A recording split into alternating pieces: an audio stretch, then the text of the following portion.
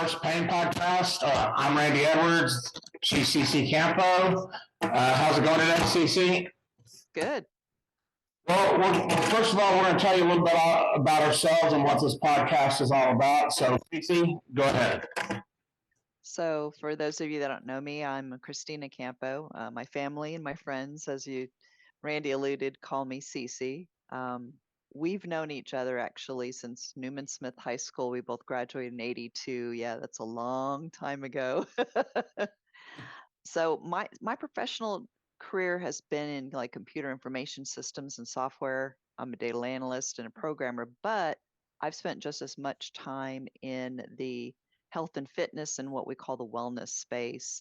So what led me into that is I have a 500-hour RYT yoga instructor certification. So I've been doing that for about 7 years.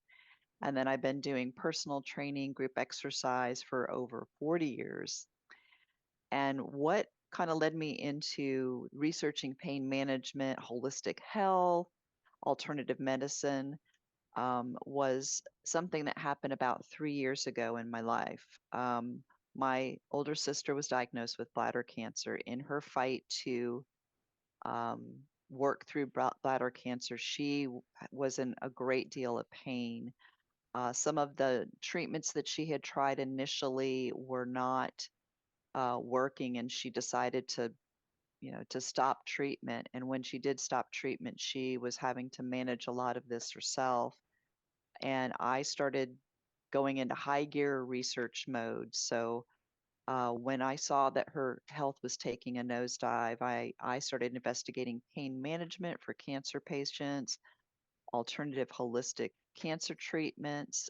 She couldn't do the chemo because of an underlying autoimmune disease, as well as nutritional support to treat cancer. So, in going through all of this information, I was gathering, compiling information on these topics, researching forums, reaching out to other people that I knew had knowledge in those areas.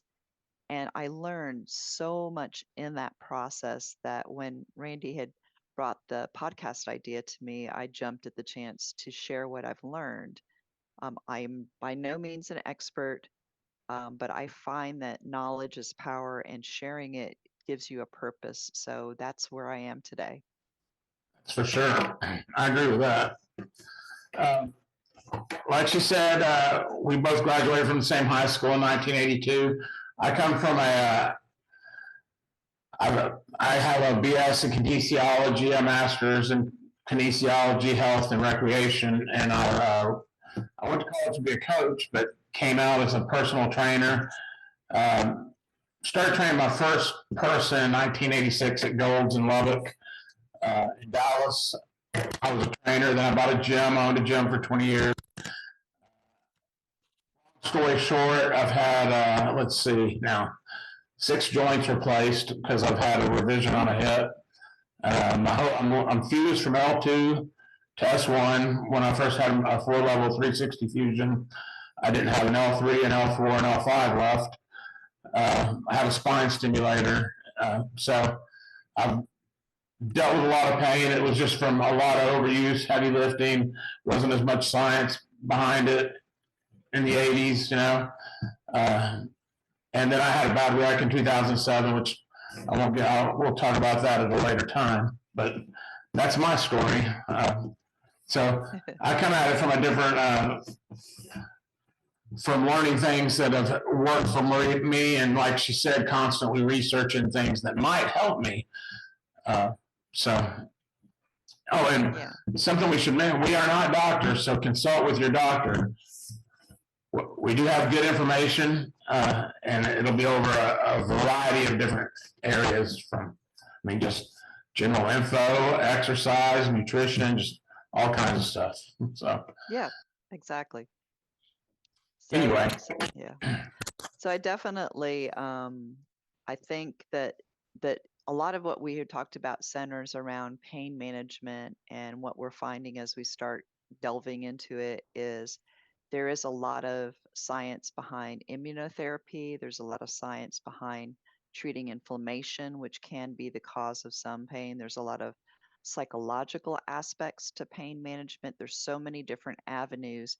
And in those different avenues, you go down into different ways of treating it and treating and manage pain. There's not just a one be all end all that's going to fix the pain. It's usually multiple things. You deal with the physical side of it by using different treatments that you have out there, cryo, infrared, like you said, you have a spine stimulator, and then you have the psychological side, which can be just as powerful to that person. And I think in my sister's case, I feel like she kind of developed almost like a what we call a pain personality, and you have to manage both. You can't just manage one with the other. You can throw painkillers and different things that will help manage the pain, but if you're in that pain personality where in your mind everything hurts,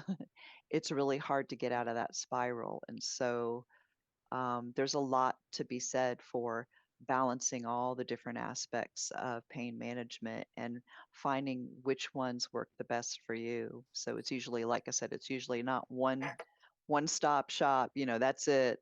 It's usually multiple things, and that helps to really manage it in a complete sense. That's a good point, because I saw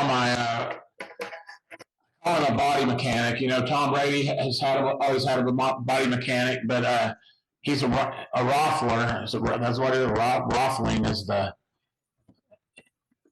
he's one of the tops in the country. But anyway, basically, he does deep tissue work. He gets your the muscles and body doing what it's supposed to do, because you can get pain if the muscles doing helping another area that it's not supposed to be helping. Eventually, it can cause more pain. And right. I just had a hip revision I mentioned just in March, so that's about 7 months. No, 3.5 months. So going to him, that's been more helpful than any. I mean, I feel better today than I have in months and months, right, way before the surgery. So. Yeah, and just finding all those different avenues and sharing the information for those different avenues of things that definitely, you've got the firsthand experience. So these are things that have worked for you.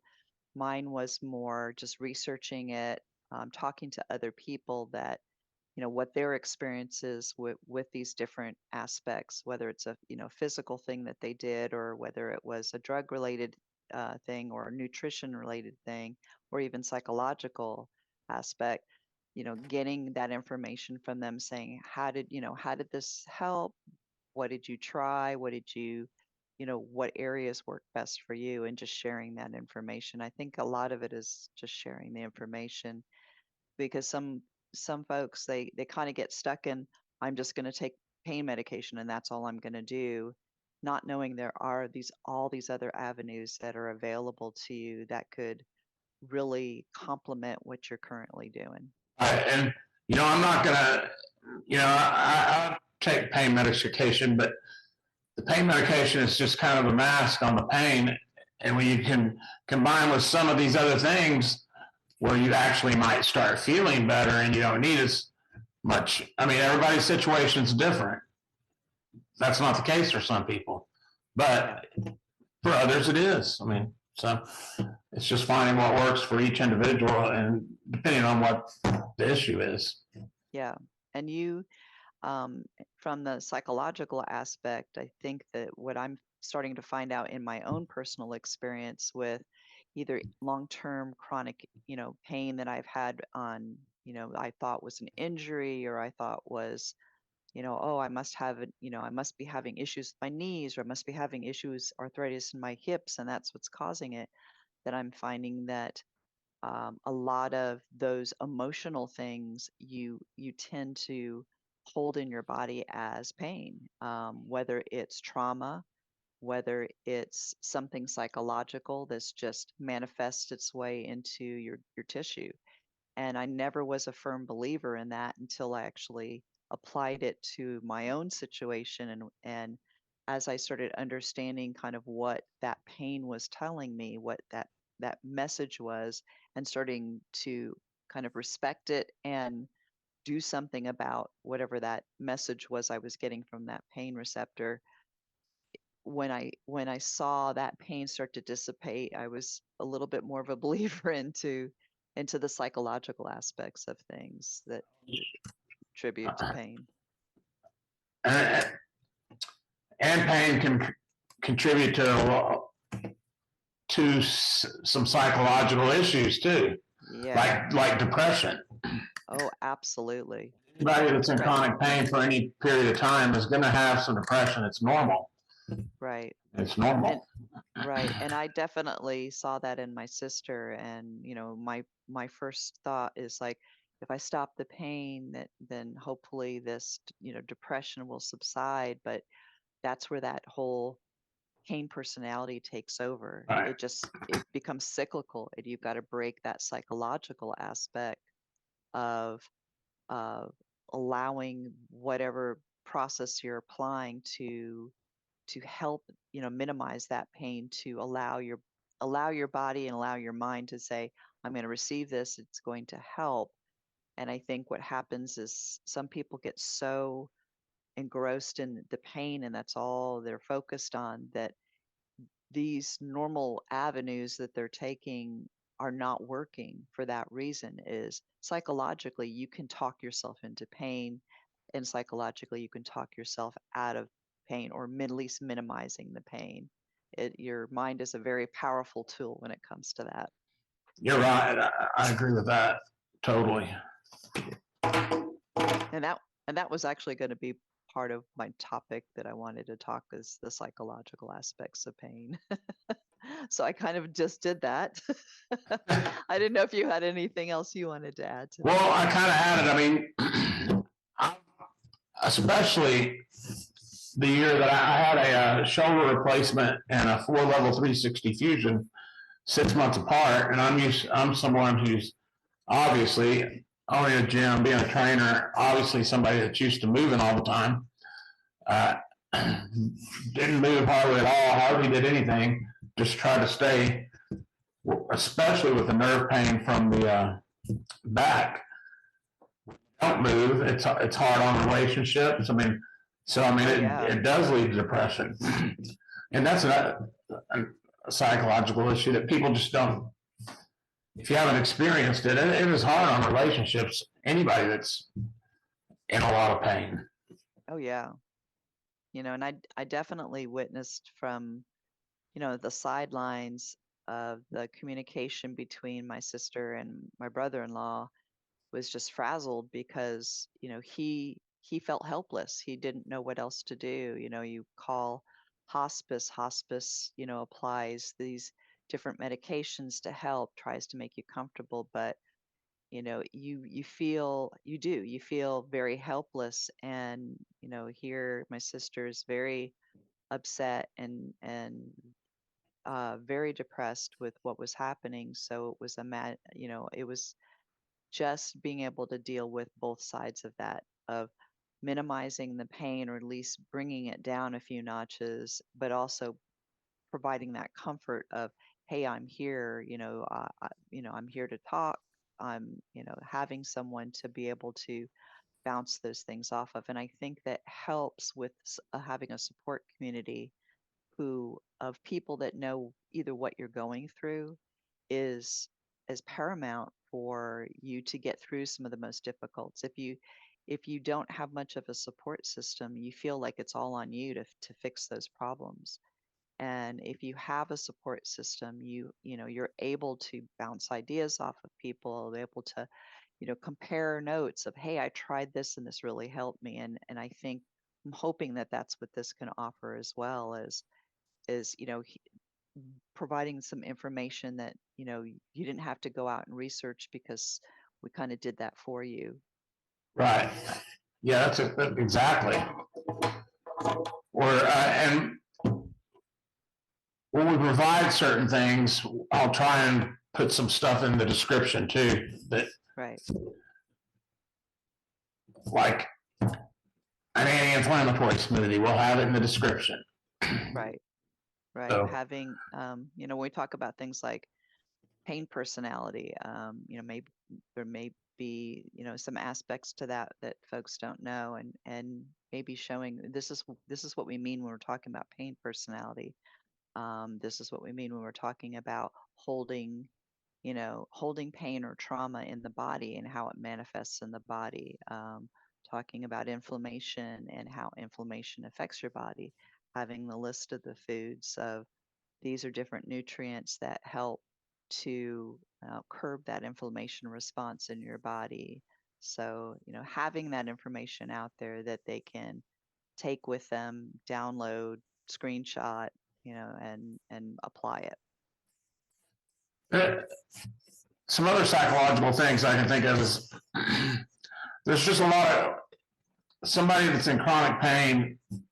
There's going to be more, just some collateral, like the relationship stuff. There's also, it can be financial, it can be a lot of things you can't do that are normally easy things for everybody else to do, or were always easy for you to do. Right. Like I had a discectomy a few years before my 4-level 360, so I had that in my head that, okay, I'll be back training in a month. Well, yeah, it wasn't anywhere near the same, but right. It's, having the ability to manage those things.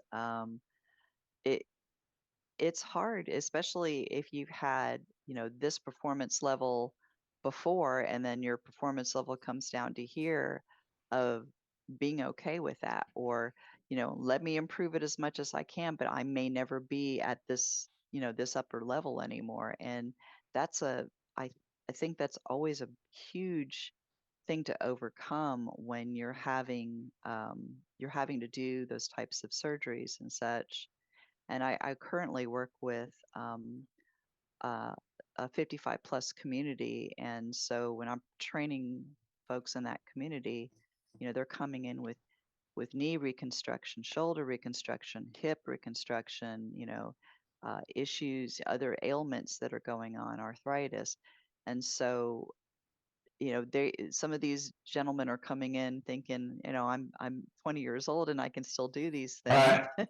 And if they've always, kind of continued to find that path of working out and taking good care of their body, nutrition, they can get pretty close to where they were. But you also have a lot of folks that they never did that in their life, but they now want to do it, and thinking, well, I'm still 20 years old, I can go lift, right. 500 pounds over my head. And I'm like, no. I mean, that's where doctors have said that I've had a lot of advantage in the way I recover, is because I always have and never stopped. But right. And I'll put down a picture in this part. But I mean, part of my, I was depressed. I wouldn't look in the mirror for like a year because I felt so fat and out of shape because I couldn't move. And I'll have friends go, "Oh, you're never fat," and I'll show them a picture, and they're like, "Oh, I don't remember you looking like that." But and I'm not gonna lie, when I was having that nerve pain, I was drinking a little more, thinking I could drink away the pain, and I learned after that one that just makes you fatter. Just makes you fat. Doesn't do much, and probably makes you more depressed because it is a depressant. It is a depressant. And yeah, it's like you get to a point where you're, whatever fixes it fast. And there's unfortunately there isn't always a fast fix. There are improvements that you can make that help improve and get you to a better level. But I'm always skeptical when I hear folks saying, "Oh yeah, this fixed I never had my pain after that." And I'm like, Yeah. But yeah, like I said, there are definitely some improvements to where we were in the 1980s Oh yeah. to where we are now. Like when talking about CBD or THC, when I hear people say that, I don't know, does it help? When I use those, what it helps me is like I'm not just focused on that pain. Right. It It distracts you. Yes. Yeah. And I can still do what I need to do around the house. Is the pain completely gone? No. But But it's it's, like you but said, when you combine a bunch of yeah, things, you know. yeah, that's kind of what I'm hoping that some of these things that maybe people don't know about, they're able to go out and try these, and we're kind of leaning more towards the holistic ways to treat, the body and the mind when it comes to pain management and treating the whole body. And that's literally what we mean by holistic health, is that we're not just treating the symptoms and trying to dissipate the symptoms without treating the source of the symptoms, and not treating the entire person, which is not only their physical aspects, but their emotional aspects to it as well. And a lot of times things like that will tie together in, some people don't know what they are without their pain, literally. And that's what that pain personality means, is that they've gotten so accustomed to it that they just don't know how to shift that gear to say, I can, I'm not with the pain, or the pain is manageable, and I'm not just my pain anymore, basically. All right. Yeah. Yeah, one of my goals this year is to try. I mean, I don't know if we'll get there. Is like to try and get off the anti-inflammatories, but Yeah. We'll see. Yep. And definitely you've got, some nutritional things that are out there for that. I know that in working with my sister, one of the things that she started having issues with, especially when you're dealing with inflammatory tissue and going through chemo, is your body tends to swell. You have a lot of inflammation in the body. You have a lot of fluid and toxins in the body. And so I learned a little about lymphatic drainage massages, which helps. Your lymphatic system would be a great, just literally that whole topic we could talk about just one day, and how that works and how it helps detoxify. It's like the detoxifying engine of your system, and that also can help with inflammation and getting toxins and such out of your body as well. Uh, I'll probably learn something from CC probably on every episode, so I'm looking forward to that. Yeah, that would be a great episode. Yeah, I definitely kind of want to pull some information together for that. I found a couple really good, actually videos, as well as just information, kind of the general information about the lymphatic system and how that works. It's been amazing what it does in cancer treatment. And speaking to, remember saying I was speaking to individuals who have gone through this, and there was a lady that I teach over at Cooper Fitness Center, who we spoke, and every morning that's what she does, is she does that lymphatic brushing. And she's had 2 rounds of cancer that she's fought and won. And so I'm like, I'm going to listen to what this Yeah, lady that's is saying. interesting. Yes, because it was like, okay, she had to get the first round, she did have to go through the chemo, and that became part of the treatment of her chemo, to get those toxins out of her system. And she's practiced it, every day. And I said, well, there's something to be said for what you're doing. She says, I firmly believe in it. It has really helped to detoxify the system and keep it balanced. So I'm like, okay, something to think about. Something everybody needs to keep in mind too is these are holistic. You're not going to take it and the next day you feel better. Yeah. It's not a drug. It's not like you take a pain pill, oh, it feels better. It's something you have to do consistently, and it will help over time in a lot of cases. Yeah. And then combining other aspects, you'll find, vast improvements when you start combining, let's say, the nutrition with some of the holistic treatments, like, like cryo, like lymphatic drainage, like all of these other things that we've mentioned. And you start finding that, okay, this is really, now it's making an exponential improvement, because I'm not only doing this, which is improving a little bit here, but I'm doing this aspect as well that's kind of helping it, upping it upping your game a little bit to make it a little bit more of an improvement. And that's kind of my hopes. Well, you have anything else on? Yeah, that was it. Okay. Well, next week we're going to talk a little bit about it. Some natural, holistic ways of getting rid of inflammation, from smoothies to the different kinds of fruit that help with inflammation, cryo. Or Cece's going to talk about cryo, infrared, and some other like nutrition and supplement stuff. Yep. Did I forget anything there? Nope, you didn't. That was exactly what I was going to talk about. Okay. Thanks for joining us on episode number 1, and we will be doing these every Wednesday. So, and I'll get them out as soon as possible. Cool. All right. Yeah. Well, everybody, see you next time. All right. Cool. Bye.